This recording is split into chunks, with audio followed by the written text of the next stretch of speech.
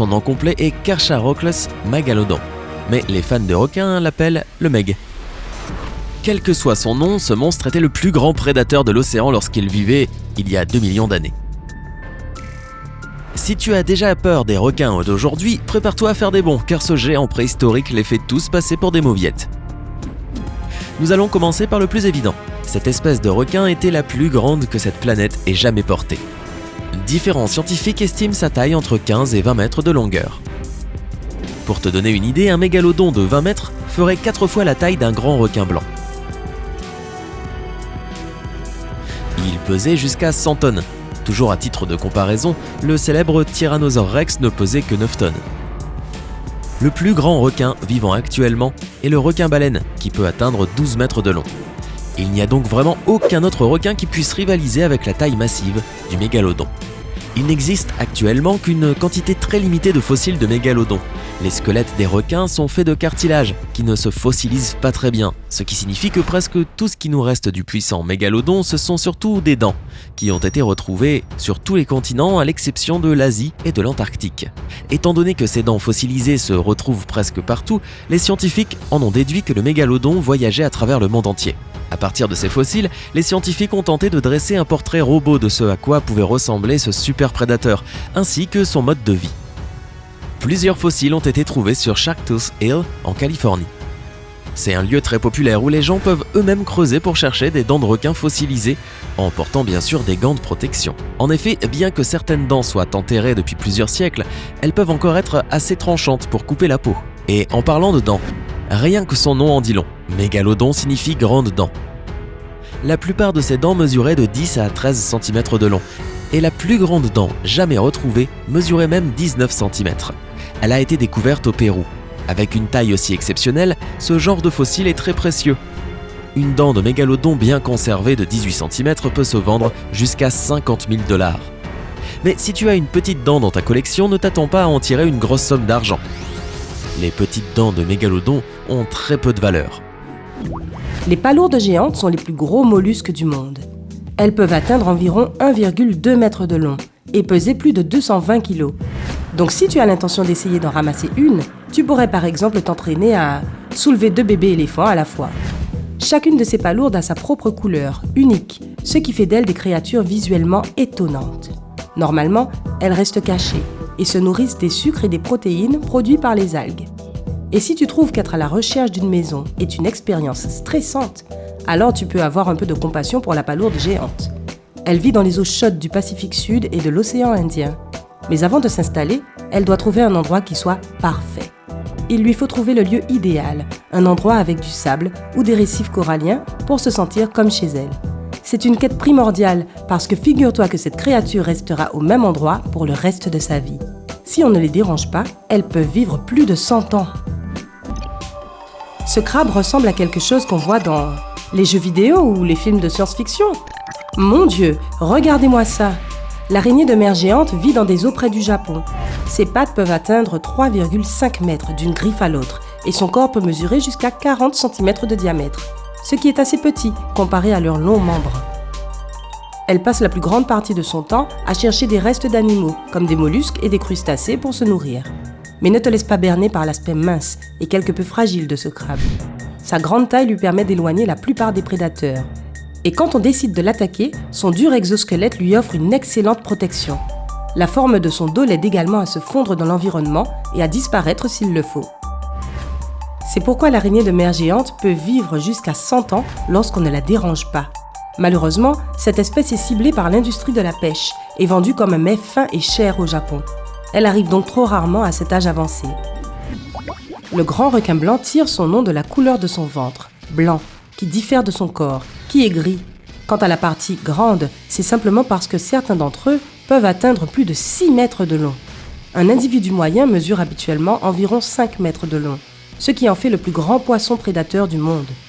Ces animaux aiment se nourrir d'otaries, de phoques et de petites baleines. Grâce à sa solide queue et à son corps en forme de torpille, le grand blanc peut atteindre une vitesse de 56 km/h lorsqu'il poursuit sa proie. Ouais, ça veut dire que les humains n'ont aucune chance de s'échapper s'ils se retrouvent dans sa ligne de mire. En fait, les grands requins blancs sont responsables de plus de la moitié des attaques annuelles de requins signalées dans le monde. Ils ont un odorat très développé et peuvent renifler une minuscule goutte de sang diluée dans 100 litres d'eau. Donc si tu saignes même un tout petit peu, il est probablement plus judicieux d'éviter d'aller dans la mer. Les requins dormeurs du Pacifique ne ressemblent à aucun autre requin. Leur corps a la forme d'une torpille. Ils ont une large tête carrée et leur bouche est assez petite. Les plus grands représentants de cette espèce peuvent atteindre une longueur de 7 mètres. Une autre chose qui distingue les dormeurs du Pacifique, c'est leur couleur. Ce n'est pas cette nuance argentée et blanche à laquelle on s'attend de la part d'un vrai requin. Le gris foncé, ou même le noir, aide les requins du Pacifique à se fondre dans les profondeurs obscures dans lesquelles ils vivent. En plus, les dormeurs du Pacifique ont des yeux minuscules, qui sont le plus souvent colonisés par des parasites. Ces minuscules créatures cauchemardesques occupent la couche externe de l'œil du requin et grignotent leur tissu, laissant les requins presque aveugles. Heureusement, ils ont un parfait odorat qui les aide à ne pas mourir de faim. Il est probablement évident que les requins du Pacifique vivent dans l'océan Pacifique. Mais alors que les chercheurs pensaient que cette espèce ne vivait que dans le nord, certains de ces gigantesques prédateurs ont été repérés près du Mexique et même de Taïwan. Le requin tigre est l'une des plus grandes espèces de requins du monde. Leur longueur moyenne peut atteindre 5 mètres, mais les plus gros spécimens atteignent 7,3 mètres. Ils peuvent peser de 400 à 750 kg, ce qui est plus lourd qu'un cheval moyen. Mais pourquoi les appelle-t-on requins-tigres ? C'est parce que lorsqu'un bébé requin naît, il est couvert de rayures foncées et ressemble à celle d'un tigre. Malheureusement, ce joli motif disparaît lorsqu'un requin vieillit. Tout comme leurs homonymes, les requins-tigres sont d'excellents chasseurs. En plus d'utiliser leur vue parfaite et leur odorat développé, ces requins ont un autre avantage. Près de leur museau, ils ont des pores spéciaux remplis d'une substance qui ressemble à de la gelée. Cette substance peut détecter des champs électriques. Tous les êtres vivants émettent une sorte de champ électrique. Ainsi, un requin-tigre peut toujours trouver sa proie. Une chose unique que possède le requin-tigre, c'est sa dentition. Ses dents ne sont pas seulement super tranchantes, elles ont aussi des bords en forme de scie. Ces dents sont si fortes qu'elles peuvent facilement mordre à travers une palourde ou une tortue de mer. Oh oh, encore une image qu'on ne voulait pas, pour rendre nos cauchemars plus excitants. Le requin pèlerin est le deuxième plus grand requin qui vit de nos jours. Bizarrement, tu n'as pas à t'enfuir dès que tu vois ce géant de la taille d'un autobus. Le requin pèlerin est en effet une créature douce dont le régime alimentaire se compose de poissons, de plancton et d'autres minuscules organismes. Les requins pèlerins se nourrissent en filtrant l'eau. C'est pourquoi leurs bouches sont tout simplement colossales. Les requins adultes ont une gueule de 1 mètre de large. En 1 heure seulement, un requin peut filtrer plus de 1800 tonnes d'eau à travers ses branchies. Le nom en anglais de ces requins est basking shark. Basking voulant dire se prélasser. Ce nom est apparu à cause de l'habitude qu'ils ont de se détendre près de la surface de l'eau et celle de se prélasser au soleil. En fait, prendre le soleil n'est pas leur but principal. Plus les latitudes sont élevées, plus le plancton s'y rassemble. Cachalot. La plus grande baleine dotée de dents possède aussi le plus gros cerveau de la Terre. Ce dernier pèse en moyenne 7 kg, soit 5 fois plus que celui d'un humain adulte. Ces énormes mammifères marins se nourrissent de calamars géants.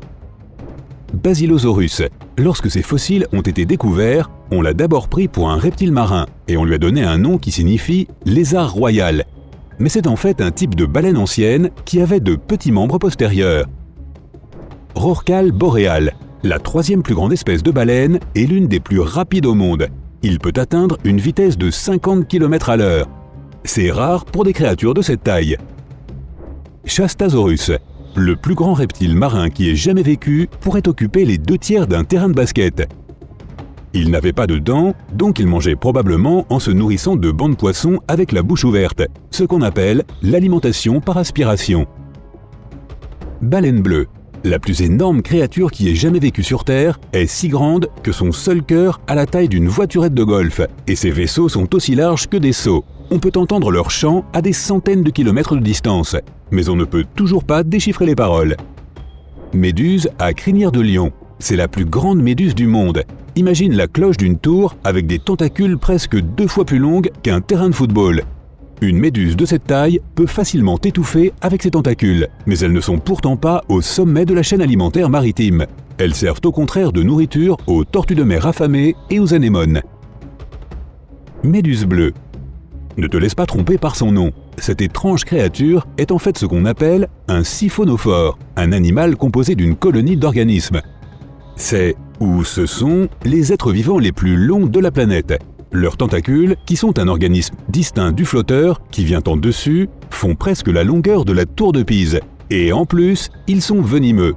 Tout pour plaire, décidément. Il est vrai que les requins ont un odorat très développé qui est des centaines de fois plus fort que le tien. Tout comme les humains, ils ont des narines qui sont situées sous leur museau. Mais leurs narines sont spécifiquement conçues pour sentir plutôt que pour respirer. Il n'est donc probablement pas étonnant que les requins puissent détecter de minuscules quantités de différentes substances dans l'eau. Mais même si certains requins peuvent déchiffrer les odeurs mieux que d'autres, aucun requin ne sera en mesure de sentir ton sang dans l'eau à des kilomètres de distance. Imaginons maintenant que tu te coupes le pied sur un rocher pointu en nageant dans l'océan. Aïe aïe aïe! D'abord, l'odeur de ton sang doit parcourir la distance jusqu'aux narines d'un requin, et la vitesse à laquelle l'odeur va se répandre dépendra des courants d'eau. Plus ils sont forts, plus l'odeur atteindra le prédateur rapidement. Ensuite, le requin va devoir déchiffrer l'odeur et la trouver suffisamment séduisante pour réagir. Et enfin, il va lui falloir du temps pour arriver jusqu'à toi. Tu peux donc te détendre, tu auras assez de temps pour retourner sur la plage en sécurité et trouver un pansement pour ta plaie, et peut-être même un bon mojito. Il faut dire que peu de gens savent que les requins ne sont pas si intéressés par la chasse à l'homme. La plupart d'entre eux sont très particuliers avec leur alimentation. Par exemple, le requin citron, qui peut sentir une toute petite goutte de sang dans l'eau à une certaine distance, n'arbore pas d'humain sur son menu. Mollusques et poissons osseux? Avec plaisir. Un oiseau de mer occasionnel ou un petit requin? Pourquoi pas. Un humain? Berk, non merci. Au fait, as-tu déjà vu un requin dans la nature ou dans un aquarium? Si oui, décris-nous ton expérience dans les commentaires ci-dessous. Quoi qu'il en soit, ce n'est qu'un des nombreux mythes qui entourent le prédateur mortel. Et si nous en démystifions d'autres? Il y a un stéréotype selon lequel les requins chassent délibérément les humains. Mais la plupart des attaques de requins se produisent parce que ces prédateurs confondent les nageurs avec leurs proies habituelles, comme les phoques ou les otaries par exemple. L'autre raison pour laquelle un requin pourrait passer à l'attaque est sa nature curieuse. Ce prédateur a tendance à mordre les choses pour décider si elles feront un bon repas. La seule différence avec les humains, c'est que ces derniers le font à un buffet. Certains pensent que quand le requin arrête de nager, sa vie sera finie. Cependant, cette idée n'est que partiellement vraie. Tout d'abord, il est important de comprendre comment les requins respirent. Ils peuvent le faire de deux façons, le pompage buccal et la ventilation. En utilisant la première méthode, les requins tirent l'eau dans leur bouche à l'aide des muscles de leurs joues et l'expulsent ensuite par leurs branchies. Et cette méthode permet aux prédateurs de se coucher sur le fond marin sans bouger. Mais si les requins utilisent la méthode de ventilation, l'eau pénètre par la bouche lorsqu'ils se déplacent, passe sur les branchies et ressort ensuite par les fentes branchiales. Ils doivent continuer à bouger. C'est pourquoi la plupart des gens croient que sans nage permanente, les requins n'auront pas l'oxygène nécessaire à la vie. Mais il se trouve que seulement une vingtaine d'espèces de requins sur plus de 400 utilisent la méthode de ventilation seule. Et il est vrai que quelques espèces de requins ne pourront pas respirer si quelque chose les empêche de bouger. Mais les autres prédateurs utilisent soit les deux méthodes de respiration, soit la méthode de pompage buccal et peuvent donc facilement se reposer sur le fond marin. As-tu déjà entendu parler de requins qui surgissent de l'eau et renversent quelqu'un hors d'un bateau? Si tu crois en ce mythe, tu as probablement regardé trop de films d'action. Certaines espèces de requins, comme le grand requin blanc, sont en effet capables de sauter à plus de 2,4 mètres dans les airs pour attraper des proies, par exemple des phoques et des oiseaux. Mais à moins d'être en Afrique du Sud, tu auras du mal à trouver des requins qui jaillissent hors de l'eau.